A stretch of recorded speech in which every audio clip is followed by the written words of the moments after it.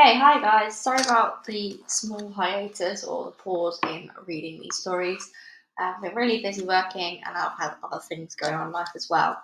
But I've just finished my other audiobook as well, so the focus will be on this. Hopefully, it'll be done soon and more chapters up.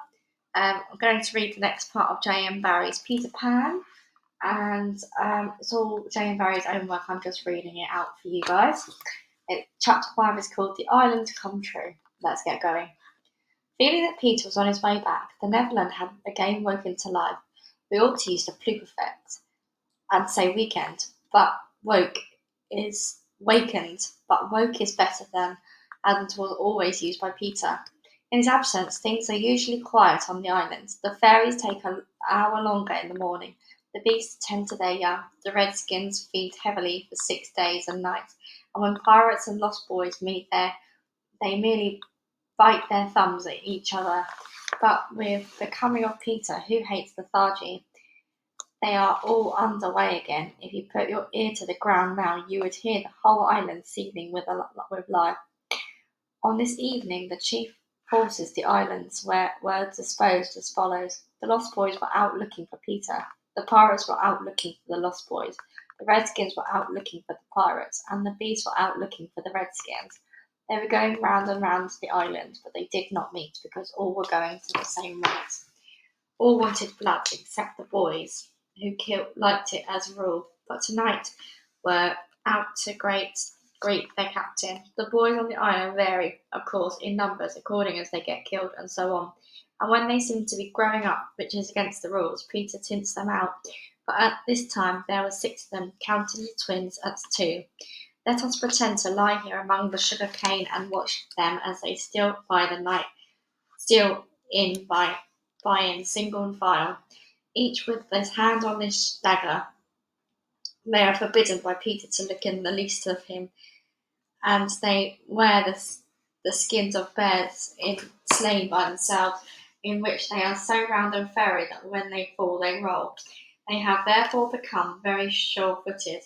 The first to pass it is Toothless, not the least brave, but the most unfortunate of all the gallant band. He had been in fewer adventures than any of them, because the big things constantly happened just when he had slipped round the corner. All would be quiet. He would take the opportunity of going off to a rather few sticks for fireworks, and then he returned with the others, would be sweeping up the blood. The ill luck had given the gentle melancholy to his countenance, but instead of souring his nature had sweetened it, so that he was quite the humblest of boys. Poor kind Toothless, there is danger in the air for you tonight. Take care lest an adventure is now offered to you, which, if accepted, will plunge you in the deepest woe. Toothless, the fairy Tink, who is bent on mischief this night, is looking for a tool, and she thinks you're the most easily tricked boys. Where Tinker Bell? Would that he could hear us, but we are not really on the island, and he passes by biting his knuckles. Next comes Nibs, the gay and debonair, followed by the Slightly, who cuts whistles out of the trees and dances ecstatically to his own tunes.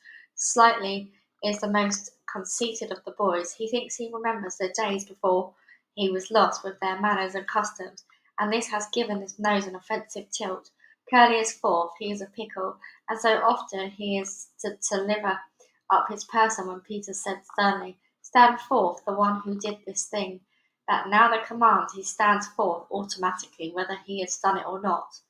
Last came the twins, who cannot be described because we should be sure to be describing the wrong one.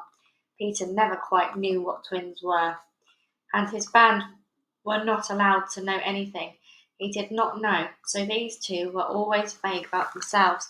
They did their best to give satisfaction by keeping close together in an apologetic sort of way. The boys vanish in the gloom, and after a pause, but not a long pause, for things to go briskly on the island, come the pirates on their track. We hear them before they are seen, and it's always the same dreadful song. Avast belay, yo-ho, heave to, a pirating we go, and if we're parted by a shot, we're sure to meet below. A more villainous looking lot never hung in a row on execution dock. Here, a little in advance ever again, with his head to the ground listening, his great arms bare, pieces of eight in his ears as ornaments, is the handsome Italian Cecco, who cut his name in letters in blood in the back of the governor of the prison of the Goa. The gigantic black behind has many names since he dropped the one with which the dusky mothers still terrify their children on the banks of Grisha and Mayo. Here is Bill Jukes, every inch of him tattooed, the same Bill Jukes who got a 6 dozen on the walrus from the Flint before he could drop the bag of moidors, and Cookson said to be Black Murphy's brother. But this was never proved, and Gentleman Starkey, once an usher in public school, still dainty in his ways of killing, and skylights, Morgan skylights, and the Irish boatswain Smee, an oddly genial man who stabbed, so to speak, without offence, and was the only nonconformist in Hook's crew, and Noodler, whose hands were fixed on backwards and rocked, Mullins and Alf Mason and many other ruffians long known and feared on the Spanish Main. In the midst of them, the blackest and largest jewel in that dark setting reclined James Hook, or, as he wrote himself, Jazz Hook, of whom it is he was the only man at the sea of the cook feared. He laid at his ease in rough chariot drawn and propelled by his men, and instead of a right hand he had the iron hook which ever and anon encouraged them to increase their pace. As dogs this terrible man treated and addressed them, and as dogs they obeyed him. In person he was cadaverous and black-avised, and his hair was dressed in long curls which at a little distance looked like black candles, and gave singularly threatening expression to his handsome countenance. His eyes were of blue and the forget-me-not, and of a profound melancholy, save when he was plunging his hook into you, at which time 2 red spots appeared in them, and lit them up horribly. In manner something of the grand seigneur still clung to him, so that he ripped you up with an air, and I have been told that he was a raconteur of repute. He was never more sinister than when he was most polite, which is probably the truest test of breeding and the elegance of his diction. Even when he was swearing, no less the distinction of his demeanour showed him one of the different case from his crew, a man of indomitable courage. It was said of him that the only thing he chilled at the sight of his dress, he somewhat appeared to the attire associated with the name of Charles II, having heard it in some earlier period of his career that bore a strange resemblance to the ill-fated Stuarts, and in his mouth he had a holder of his own contrivance, which enabled him to smoke 2 cigars at once. But undoubtedly the grimmest part of him was his iron claw. Let us now kill a pirate to show the Hook's method. Skylights will do. As they pass, Skylights lurches clumsily against him, ruffling his lace collar. The Hook shoots forth. There is a tearing sound and one screech, and then the body is kicked aside, and the pirates pass on. He had not even taken the cigars from his mouth. Such a terrible man against whom Peter Pan is pitted, which will win. On the trail of pirates stealing noiselessly down the warpath, which is not visible to inexperienced eyes, come redskins. Every one of them is with his eyes peeled. They carry tomahawks and knives, and their naked bodies gleam with paint and oil. Strung around them are scalps of boys as well as pirates, for these are Picanni tribe, and not to be confused with the softer-hearted Delawares or the Hurons. In the van, of all fours, is a great big little panther, a brave of many scalps, in that present position they somewhat impede his progress. Bringing up the rear, the place of the greatest danger, comes Tiger Lily, proudly erect, a princess in her own right. She is the most beautiful of dusky Dianas, and the belle of Picanani's, coquettish, cold and amorous by turns. There is not a brave who would not have the wayward thing to wife, but she staves off the altar with a hatchet. Observe how they pass over fallen twigs without making the slightest noise. The only sound to be heard is their somewhat heavy breathing. The fact is that they are all a little fat just now after the heavy gorging, but in time they will work this off. For the moment, however, it constitutes their chief danger. The redskins disappear as they have come, like shadows, and soon their place is taken by beasts of great and motley possession, lions, tigers, bears, and the innumerable smaller savage things that flee from them, for every kind of beast, and more particularly all the men eaters live cheek by the favoured island. Their tongues are hanging out, they are hungry tonight. When they have passed comes the last figure of all, a gigantic crocodile. We shall see for whom she is looking presently. The crocodile passes, but soon the boys appear again, for the procession must continue indefinitely until one of the parties stops or changes its pace. Then quickly they will be on top of each other. All are keeping a sharp lookout in front, but none suspect that the danger may be creeping up from behind. This shows how real the island was. The first to fall out of the moving circle was the boys. They flung themselves down the sward close to their underground home. I do wish Peter would come back, every one of them said nervously, though in height and still more in breadth they were larger than the captain. I am the only one who is not afraid of the pirates, slightly said in the tone that prevented his being general favourite, but perhaps at a distance sounded disturbed him, for he added hastily, "But I wish he would come back and tell us whether he had heard anything more about Cinderella."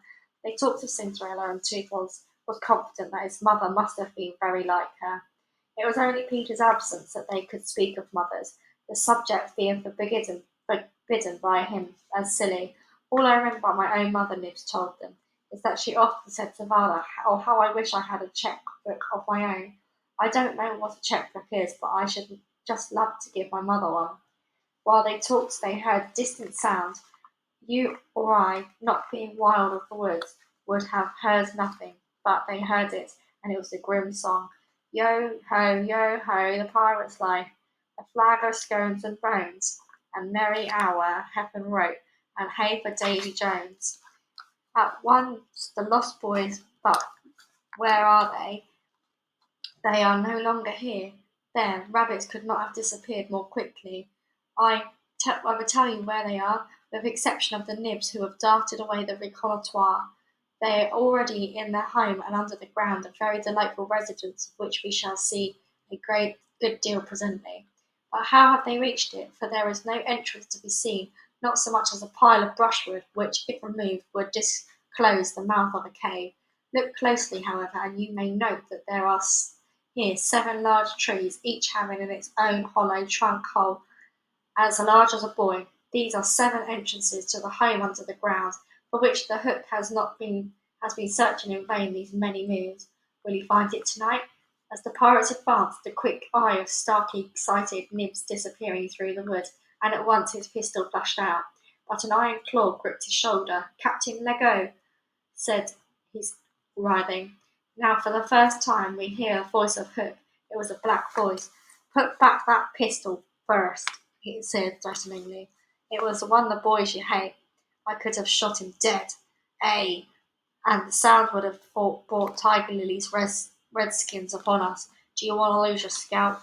Shall I after Shall I after him, Captain?" asked the pathetic Smee, "and tickle him with Johnny Corkscrew?" Smee had a pleasant name for everything, and his cutlass was Johnny's corkscrew because he wriggled it in the wound.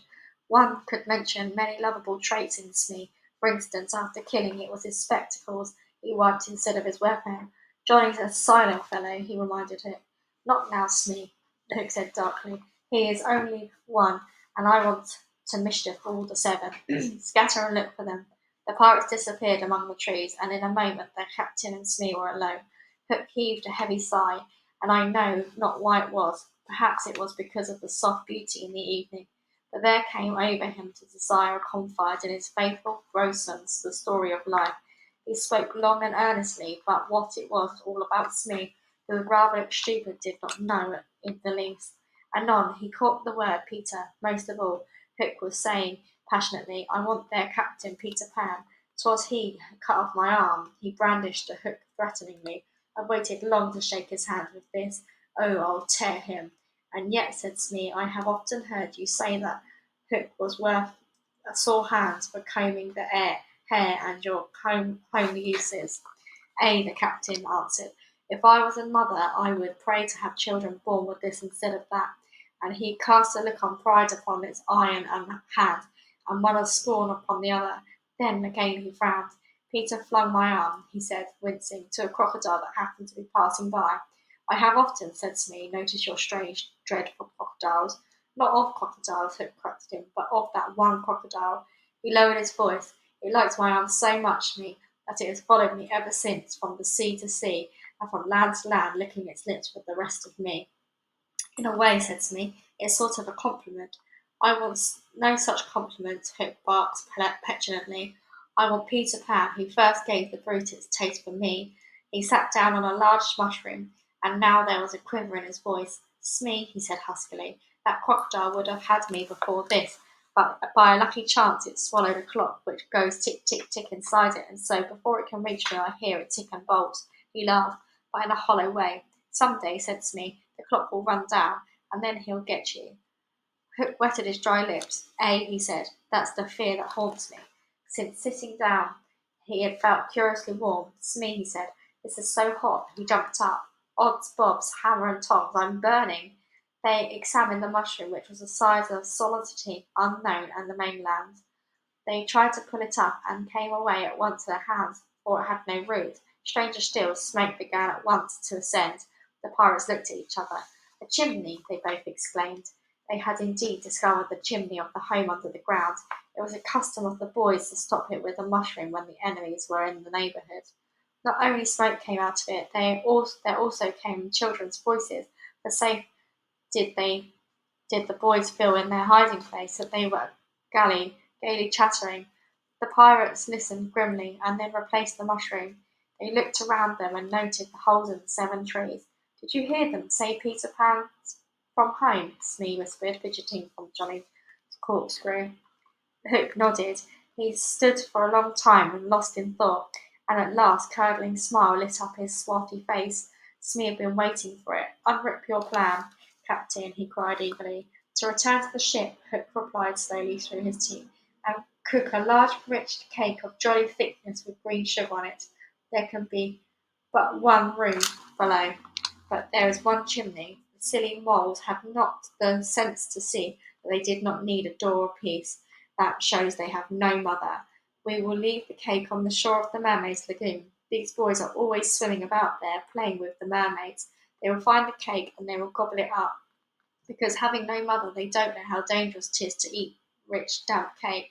He burst into laughter, and not hollow laughter now, but honest laughter. Aha! They will die. Smee had listened with growing admiration. It's the wickedest, prettiest policy I have ever heard of, he cried in their exultation, and they danced and sang. Avast belay, when I appear, by fear they overtook. Naught's left upon your bones when you have shaken claws of Hook. They began the verse, but they never finished it, for another sound broke in and stilled them. It was the first of such tiny sound that a leaf might have fallen on it and smothered it, but as it came nearer it was more distinct. Tick, tick, tick, tick, tick. Hook stood shuddering for one moment, foot in the air. The crocodile, he gasped, and bounded away, followed by his bosun. It was indeed the crocodile. It had passed the redskins, who were now on the trail of the other pirates. It oozed on after Hook. One more the boys emerged into the open. But the dangers of the night were not yet over, for presently Nibs rushed breathless into their midst, pursued by a pack of wolves. The tongues of the pursuers were hanging out. The baying of them was horrible. Save me, cried Nibs, falling on the ground. But what can we do? What can we do? It was high compliment to Peter that at that dire moment their thoughts turned to him. What would Peter do? They cried simultaneously. Almost in the same breath they added, Peter would look at them through his legs, and then, let us do what Peter would do. It's quite the most successful way of defying wolves, and at one boy they bent down and looked through their legs. The next moment it's a long one, but the victory came quickly, for as the boys advanced upon them in this terrible attitude, the wolves dropped their tails and fled. Now Nibs rose from the ground, and the others saw that his staring eyes still saw the wolves, but it was not wolves he saw. I have seen a wonderfuller thing, he cried, as they gathered round him eagerly. A great white bird is flying this way. What kind of bird do you think?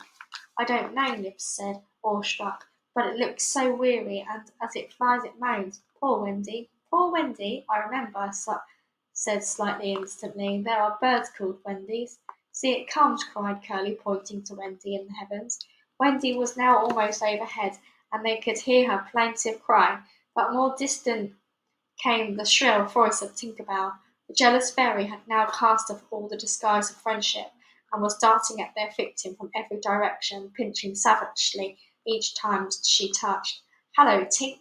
cried the wondering voice. Tink's reply rang out. "Peter wants you to shoot the Wendy." It was not in their nature to question when Peter ordered. "Let us do what Peter wishes," cried the simple boys. "Quick, bows and arrows!" All but Toothless popped down their trees. He had a bow and arrow with him, and Tink noted it, and rubbed her little hands. "Quick, Tootles, quick!" she screamed. "Peter will be so pleased." Tootles excitedly fitted the arrow to his bow.